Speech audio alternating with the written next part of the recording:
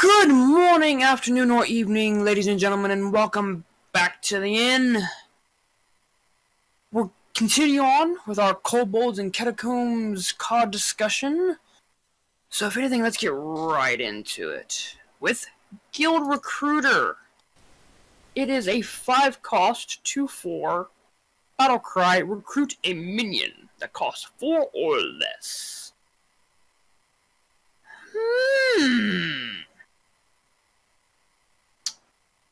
Now, for me, I like this card. It does give that 4 or less, so it's just like, I'm looking at the deck, I'm going, alright, well, there's things that could be thrown out easily. Like, one of the first things that come to my mind, of course, is in Wild, is Piloted Shredder. Because it's Piloted Shredder, and it's a damn powerful 4-drop. On the standard side of things, I'm looking at Flame Tongue Totem for Shaman. I'm also looking at, like, Sorcerer's Apprentice for Mage, if you want to try to, like, you know, drop into it early or anything like that. Just a crazy sort of thing like that. I also look at Warlock and I go, oh look, Imp Gang Boss could be a thing. Boop. I don't know. I mean, if anything, like, I figure, like, that's more or less, like, the standardized thing. Realistically, I can see this more or less dropping into the arena side of things, because board presence in arena is very high value and very strong. So, I'll just kick this over in Bulba's direction at this point, because it's just like, you know what? I think he'll have a better handle on it than I will. This is definitely a build-around type card. If you're essentially building a deck around this idea, then you're going to basically want to try to control what kind of minion pulls out. But even though I think there's going to be decks that try that approach, I think where this card is going to be really powerful is going to be in something like Zoo. Not necessarily like Shaman, but I'm thinking like traditional Zoolock, because typically the stuff they're running is, you know, essentially all low cost stuff anyway. They don't run a lot of things that really need the battle cry for. They just want power. They just want stuff on the board, basically to swarm the board to make an impact. And Guild Recruiter kind of just fits into that mindset. So this could allow them for some minions to just completely play around any downsides to the battle cries, just get them out, make them powerful. I think this is a very powerful Zoolock card. I think there are going to be people who are going to try to do build-around decks with the recruit effect. I think that Zoo's going to really like this card, and I think this is where it's going to find its home. Next up, we have Wandering Monster, which is a 2-cost Hunter Secret, of course, that says when an enemy attacks your hero, summon a 3-cost minion as the new target. So a lot of people are going, well, this is essentially a worse bear trap, but I actually think it's better. Number one, Ironfur Grizzly is a 3-cost anyway, so there's a good chance. There's a chance that Ironfur Grizzly actually will pop out, and it actually works kind of like what's the Paladin secret? I'm trying to remember. Noble Sacrifice? No, it kind of works like Noble Sacrifice, because basically this minion is going to pop up and then take the blow for your hero. And there are a lot of actually really good 3-cost minions out there. Some of which will either, depending on when what attacks the face, could actually take the damage and survive. Or in the case of something like, I don't know, Emperor Cobra, if they swing with something big, it pops out, kills the thing, and hey! You just played some removal. So I actually think this is a lot better than people are giving it credit for. Because a lot of people are going, oh, it's just a 3-cost minion. But guys, there are a lot of really good 3-cost minions out there. There are bad ones too, but in general, I think 3-cost minions run to be about 3/3, or even if it's not 3/3, to have a really good effect. So I think that there are a lot of really good 3-cost minions out there that are actually, number one, this is going to save yourself some damage, and number two, depending on what pops out, it could actually be very beneficial for you. So I think this is a I think it's a very strong card. Does it necessarily see play in Hunter? No, I don't think it does. If a control hunter deck, if a control hunter or mid range hunter uh, tend to kind of side towards the control side of things, I could see them maybe thinking about playing Wandering Monster. And if Secret Hunter kind of comes back and becomes a thing again, I could definitely see this as a card being played. But otherwise, your regular Hunter deck is not going to play this. As good as I think it is, I just don't think it's going to see play. I'm gonna look down the scope, and I'm gonna go. Alright, I think definitely it gets some playtest early on. And depending on how good the 3-cost minion pops out. Because I can already see the Hearthstone videos going up on YouTube where the monster card that pops out is the unlicensed apothecary. And people just going, son of a bitch. Yes, you get a 3-cost 5/5, but it's still just, aw, man, come on. I didn't want that one. But, I mean, if anything, and this is just me, I personally like this secret. I really do. Because it's just one of those, oh look, 3-cost minion as the new target, and when you gave the stat line, it's like, yeah, makes some sense. So it's just like, Hunter, you got a really interesting secret, but it's just like, ooh, it's Hunter. Are you gonna do anything with it? Like, it's not in your wheelhouse, really. It's really not. And I'm just like, fine. Just kick the ball back into my own court and just go, I don't know. Like, I want to be the guy that says, yes, it will be good. Play it. But at the same time, I'm just going, no. Gotta be the real. Gotta go with Bulb and be, realistic and just be like, no. So the next card on our docket is Carnivorous Cube. 5-cost, 4/6. Battle Cry. Destroy a friendly minion. Death Rattle. Summon 2 copies of it.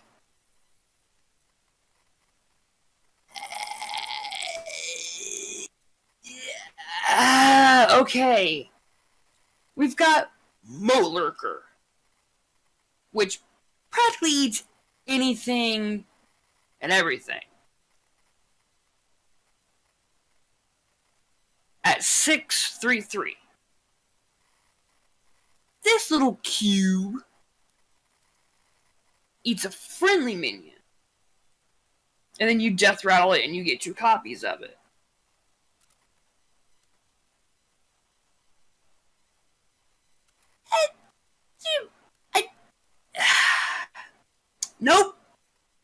Nope. I have no honest to goodness fight, no honest to goodness thing to be able to say, yes, this will be useful, it'll be used, and it'll actually see play, blah, blah, blah. I'm just going, Bulb, here, have at it. I did miss that this was a friendly minion. I was originally thinking it was more like Moat Lurker, but no, this is a friendly minion. Does that change my thoughts on it? Well, Moat Lurker got the most use for basically in Evolved Shaman, early versions of Evolved Shaman 4, essentially kill a thing, evolve it. Carnivorous Cube. I want to say that, this will be great because the Death Rattle, you get 2 copies of an awesome thing. And if you destroy a Death Rattle minion, you can pull it off. I'd like to say this is where it's going to be amazing. But then I remember when I tried to get Moat Lurker to work in a similar manner in my Death Rattle deck. I just couldn't, because essentially you end up holding this in your hand for so long, just trying to get the best use out of it you can, that it just ends up being a dead card. And I'm straining my mind in Standard to think of some things you'd want to kill to just get 2 of later. I can't see it, and it's not like Moat Lurker where you can just kill a thing and then get rid of the Moat Lurker in such a way, whether you silence it or you transform it, that your opponent gets basically just lose the minion. So a lot of people going, this is what Quest Priest needs, and I'm just going, okay, what else does Quest Priest have right now? Because in Standard, like, yeah, in Wild you can go, oh, I can use this on a Sylvanas or something, and steal a minion, and then I get two Sylvanas back later, or I can do this or this or this, and that's fine, I guess. I don't think you're going to be able to pull that off most of the time, but that's fine, I guess. Hence why I'm just saying no. Realistically, like Yeah. the only class I can realistically see this potentially seeing play in would be Shaman. Yeah. But And that's mainly because you can just go, okay, I target my own minion with this reincarnate spell, and I kill the cube, the death rattle pops, I get the 2 minions from it, and the cube. But at the same time, it's just, that's more or less, I would say, like a wild thing you'd want to try. yeah, and with Shaman right now, it's really leaning too hard on the evolve. I'm not sure if they want to do it. And a lot of people are going, oh, this would be awesome in Quest Priest. I'm just thinking, okay, let me think of all the Death Rattles Quest Priest has access to right now in Standard, and nope. I'm not thinking of anything I'd want to use Carnivorous Cube on and then get 2 back. Maybe the obelisk thing? You know what I'm talking about, right? Yeah, the 9 cost. Yeah, maybe that, but come on, do you really want to... that just seems too extreme when, if you're just going to go with that shenanigans, just pack in an Eternal Servitude. Or, N'Zoth, or anything like that. I don't think Carnivorous Cube is even worth it then. I'm just going, That's why I just kicked the ball to you early, because I'm like, ball, figure out something that'll do this or make it work, because I can't. My thing is, I'm just going to go back and just say, I tried with Moat Lurker. I really did. And I think it's going to be the same thing with Carnivorous Cube. All these people are going, I can think of all the possibilities, and then they're just going to end up with this dead card in their hand 90% of the time. It's just not worth it. Just to pull off this... They're thinking of this rare case that's not going to be possible most of the time. Because you're going to have to be reacting to the board, you're going to have to be playing tempo. This will just end up being a card that clogs up your hand. Just like Moat Lurker was. That's why I just ended up dumping Moat Lurker. I just couldn't hold on to it for the miracle turn. And I think it's going to be the same with Carnivorous Cube. It's a cool idea. I might give in and go, oh, I'll try it again, but I'm just going to have to stop myself and go, nope, you remember last time, it's not worth it. Don't craft it, Bulb. Don't craft it. If you pull it, you pull it. Don't, do not pass go. Do not waste 800 dust making this. Just don't. Yeah, this is a dead card. I don't think it's as good as people are making it out to be. I think it's going to end up being just this dead card in your hand, and there's not be, well, you're just ignorant, Ball. But you guys are ignorant. You sometimes overlook some of this stuff. Yeah, we've overlooked some stuff in the past, but I'm pretty much comparing this to a previous card. I'm comparing it to my own personal experience. I'm just outright saying, guys, this is going to be a dead card. If you can get to work, great. It'll be cool. I'm rooting for you. I just don't think it's going to work out as well as you think it's going to work out. But have fun trying. I think this is an overrated card. I can agree with people who are saying this is very good / meta defining. You're gonna, and I'm move on. Okay, let's talk about this card. It's Rin, the First Disciple. It's the Warlock Legendary. It's a 6-cost 3/6. It has an effect. It has Taunt and the effect Death Rattle. Add the first seal to your hand. The first seal is a 5-cost spell that summons a 2/2 demon and adds a second seal to your hand, which summons a 3, which is 5 cost that summons a 3/3 demon and adds a third seal to your hand, etc., forever and ever, amen, until you get to the final seal, which is the 5th seal, which summons a 6/6 demon and adds Azari the Devourer to your hand. Now, Azari the Devourer is a 10-cost 10/10 demon with the battle cry, destroy your opponent's deck. Now, I'm just going to... before I even get into just evaluating whether this card is good or going to be useful or not. I'm going to get on a rant. Because it needs to be said. And, Eddie, do you remember back during Frozen Throne when we evaluated and talked about Skulking Geist? I remember your rant. And I said that my fear with Skulking Geist, no matter, even though I thought it was an overrated and it was a bad card, was that I felt it set a bad precedent. To understand what I'm talking about, and I think I went over it last time, I remember there was something where it said Ben Brode and the Hearthstone design team, and this was something that they messed around with early on Hearthstone, and they basically set a number of precedents of things that they basically said, these are things that we will never do. And one of them was basically we're not talking about like where priest copies or something from their opponent, your opponent's hand or deck, but not interfering with your opponent's deck. Basically, not outright going and discarding things from your opponent's hand or deck. Basically, outright interfering. Now, Nosferatu kind of broke it, but I think it broke that precedent in a good and understandable way. It was just one card. Now, maybe I should have said we don't want to go down that path. But then, just outright destroying cards like, Nosferatu is like just random one card. It's just discard a card. Okay, you're done. That's what Nosferatu was. So basically, if we put Nosferatu in the perspective of a physical card game, Nosferatu basically says, okay, you pick up the first card, the top card of your opponent's deck, it goes in the discard pile. Boom. Meanwhile, Skulking Geist was, hey, go pick up your opponent's deck, take out every single one-cost card out of their deck, put in the discard pile, shuffle the deck. Take their hand, take every single one-cost card out of their hand, put in the discard pile. By the way, if you were playing a physical card game, you just saw their hand, congratulations. Now do the same thing with your hand and your deck. That's what Skulking Geist did. Azari the Devourer is, go over, pick your opponent's deck, take it over the trash can or shredder, put it through there. Boom, you're done.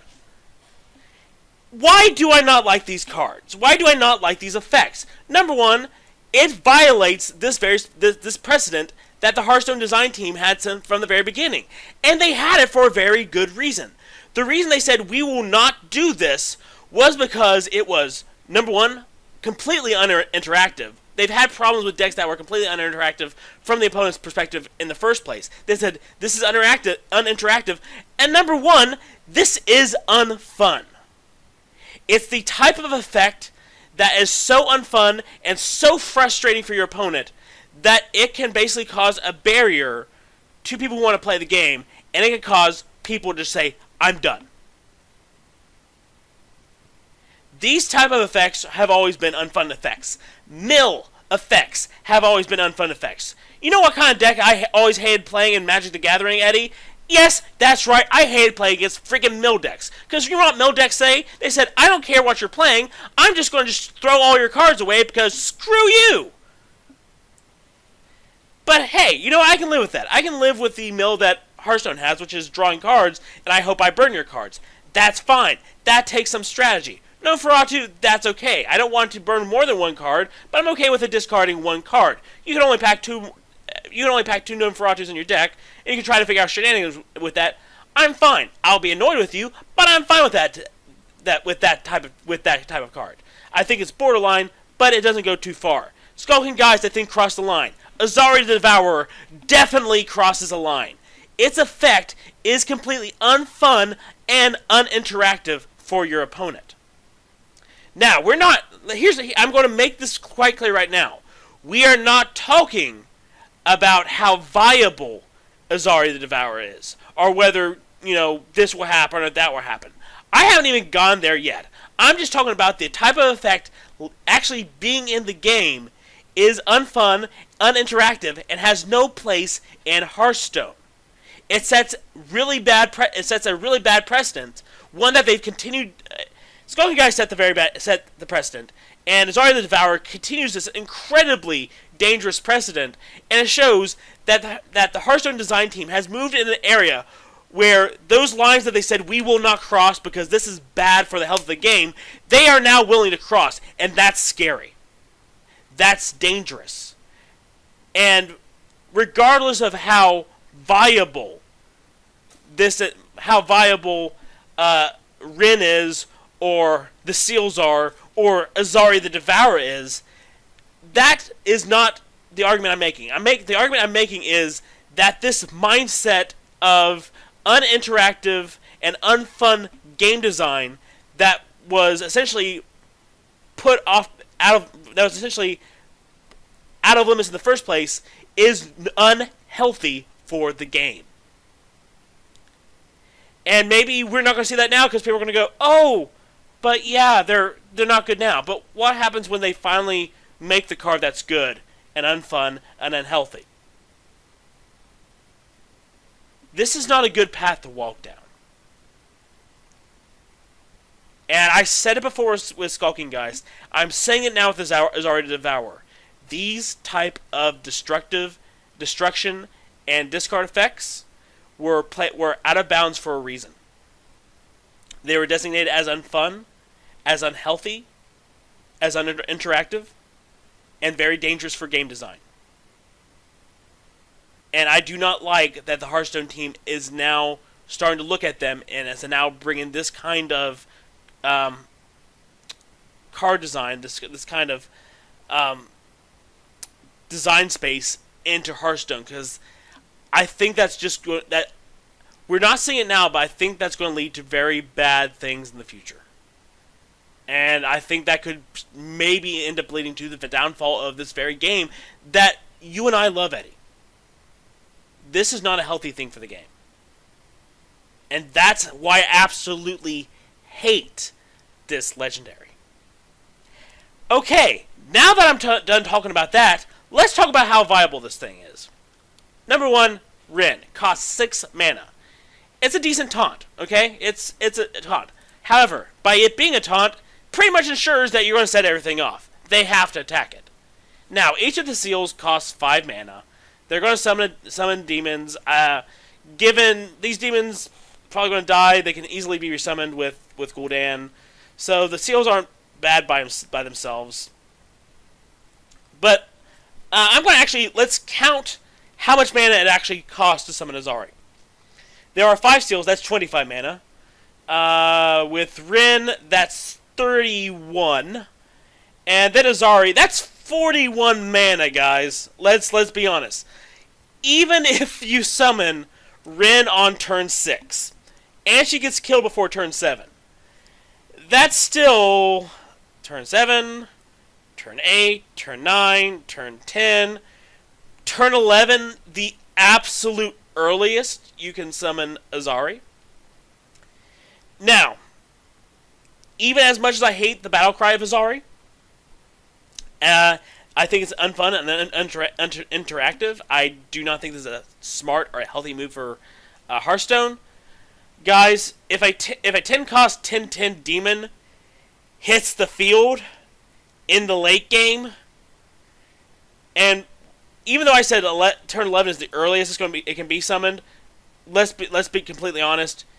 It's going to be very rare that Azari gets summoned on turn 11. If it gets summoned at all, and Rin doesn't get silenced or transformed in some way, if it gets summoned at all, it's going to be summoned in the very late game anyway. At that point in the game, a freaking 10/10 is probably enough to end the game in the first place. Not to mention that at that point in the game, you're really not worried about your deck because you're probably getting close to fatigue. Which means, realistically, its effect is kind of completely useless. It's a bad effect, it's an unhealthy effect for the game, don't get me wrong, but by the time you actually summon Azari, you probably already won. Which kind of makes this less of a win condition as much as it is a win more card. Is this entire line strong? Yes. Is it necessarily useful? No. I don't think it's going to be as strong and useful as people are thinking it is, because Ren dies and once Ren dies, you get the seals. You're kind of stuck in that line of summoning stuff for the foreseeable future, unless you take time off, which means you're pretty much summoning very weak stuff for 3 turns or so. So it gives your opponent plenty of time to kill you. I really don't think Ren is that good from a design perspective. I don't think it's that good. I don't think he's going to be seeing a lot of play. I think a lot of people are going to try it. Maybe it sees play in a Gul'dan deck, which just wants to resummon the stuff from the seals. But, even then, there are even some counters with Azari, like if you hold back on, Benedictus and whatnot. I stand by that I think the effect is unhealthy, and that just makes me hate this legendary and this legendary chain even more. I just despise that this exists in the game, because I think this is very bad for the game as a whole. But, in terms of game design, or card design, whatever, it's I think it'll be experimented with. I don't think this is going to be a card that Warlocks are necessarily going to run, because it's going to lock them in a path that I think they'll have no interest in really pursuing. And really, by the time you actually do get on that path, if you get on it at all, Azari just ends up being a win more card. So, I think it's. I don't think it's meta defining. I think it's playable, but I think most Warlocks, after playing around with it, given what Warlocks are trying to do right now, or even what Warlocks might consider doing in the next set, especially with Gul'dan, I think that a lot of players are probably going to prefer the Gul'dan win condition of controlling the board and pretty much just life-stealing your opponent's life away and resummoning the demons, over locking themselves into a long series of turns, spending 41 mana over 5 or 6 turns just to summon this 10/10 that destroys your opponent's deck. At which point, when they summon it, it might not even do the one big explosive thing that it's supposed to do. So, Ren. Are you done? Or is there more in you that I can shake out for 2 minutes? You need me to blather for 2 minutes? Is that what you're saying? No! Given that you blabbered for probably, I would say 10 at this point, I'm just gonna sit here and just go, okay, I can look over a rim. And, I mean, you hit most... No, fuck it. You hit all the points that I could even remotely even try to touch. If anything, it's... okay, taunt, death rattle. First thing I want to say, at least I'm going to kind of just give you at least a little bit of ease of mind. Most people see it right now, at least as far as the poll on Hearthstone goes, as the biggest bar is bad. Playable is the second highest, followed by Dusted, and then, for some god knows reason, meta-defining and very good.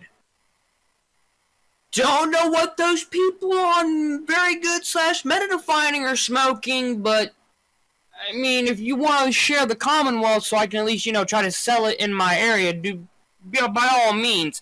I'm pretty sure I'll find someone who will buy what you're smoking. I mean, come on! It's just...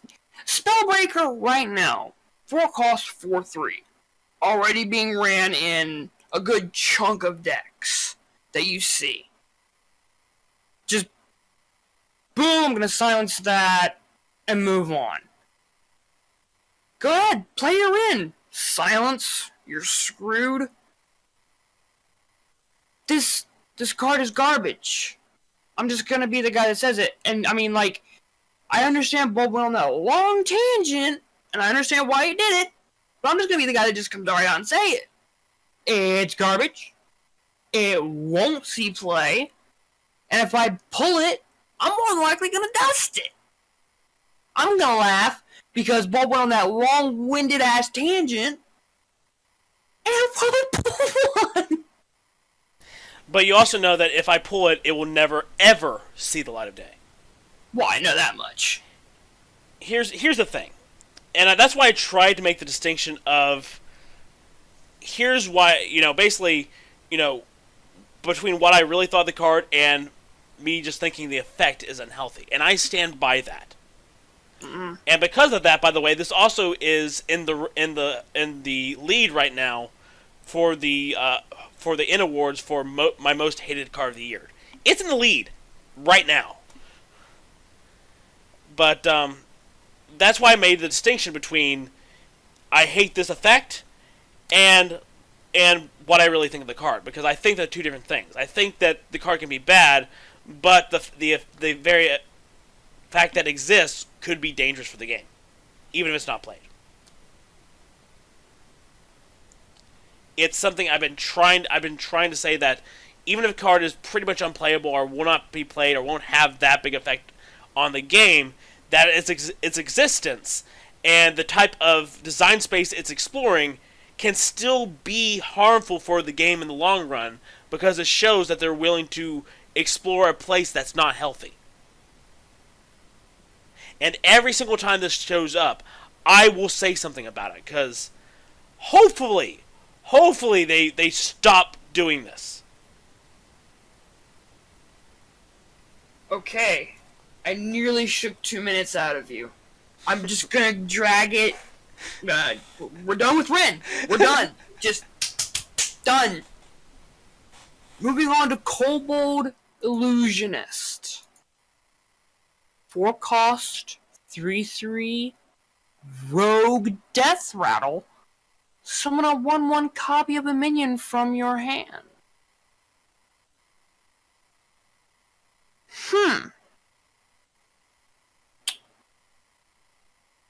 I like the idea of N'Zoth Rogue. I like the idea of this being a tempo card for like a tempo rogue sort of deck. Could Keleseth see this? It could. Because, on turn 4, hey, you've got a nice XX 4-cost in hand. Why not play it? Or if anything, just, you just drop it, you get a copy of a 1/1 or whatever the heck's in your hand. Waggle tactics galore. Woo! If anything, it's just... I like it. I like it. Bulb. It would need to be in the perfect deck, but I think that there is a deck that's really going to make good use of Illusionist. That this could be an amazing card. I'm just having a hard time right now just trying to think of what that deck would be. But I know that Rogue can definitely come up with something. Now, it's not going to be your typical Rogue fare, but I think they can come up with something really interesting. A lot of people are saying Jade Rogue, a lot of variations on the N'Zoth Rogue, but I think that this is a card to essentially experiment around with and try to see what you can come up with, because I think that there's a good deck that can be designed where this card can really shine. So I'm really interested to see what players do with it. I don't think this is a bad card by any means, but it's definitely a card that's going to require some thought and for people to kind of play around and try to get the perfect deck. But I do think this is a good card. Probably, maybe not a card that we'll see a lot, but I don't think it's a bad card at all. Finally, we have Drygulch Jailor, which is a 2-cost 1/1 Paladin minion with the Death Rattle. Add 3 Silverhand recruits to your hand. Why? Some people will go, well, maybe buff, but I'm not sure you want this in a buff-ended deck. Well, what about Dunedain? Do you really want to put 3 Silverhand recruits in your hand? I can see maybe summoning them, but in your hand, then you have to summon them out for like 1 mana each. I can't see it. I really can't. I just think there's so many better 2-cost minions, and so many different, so many better death round minions. Anything that fits in this slot that would fit in the slot for Paladin, I just think is better.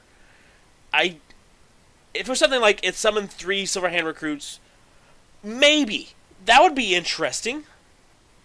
But I just can't see it. I think adding it to your hand just makes it worse because you don't want to be playing this in Buffetin. And for Dunedain, they want them on the field, not in your freaking hand. It just, I can't. I really just can't see it. I understand where you come from there. Like, I get it. For me, though, I like it. Like, I can see where this definitely gets its home potentially in Arena because of, like, oh, look, I have just stuff that covers the board. And then, I mean, you did mention, dropping out all 3 of those Silverhand recruits, like having them in your hand and whatnot. Well, if I'm attempting to set up my Tarum turn, I'm going to just say screw it and just go 1, 2, 3, and then tap on 5. And then just sit and wait. Let's see if my opponent wants to play around the fact that, I'm potentially setting up for that Tarum. Or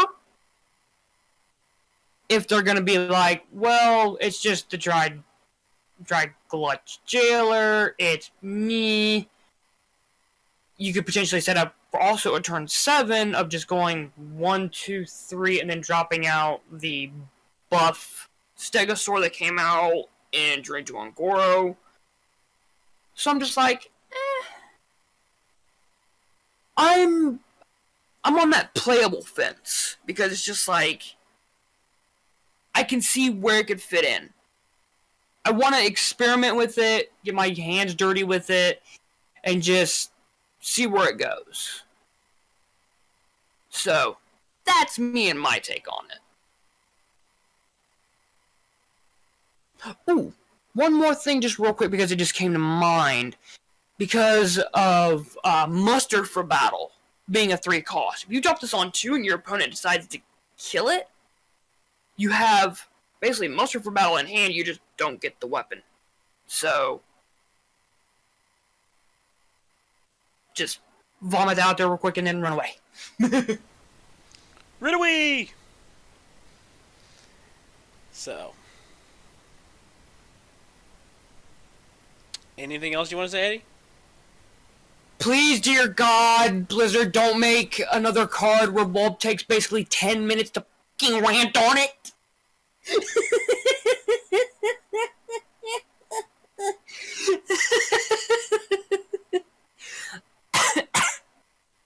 Other than that, I got nothing much else to say. Well, I guess I'm signing us out. If anything, Bulb, if you want to, go right ahead. Just kick that ball in your area. I was just waiting for you to go, since you are the MC on this one, but whatever. Me see, be me go bad. Okay, guys, we'll have more for you next week when the card drops happen. Until then, see you guys later. Bye.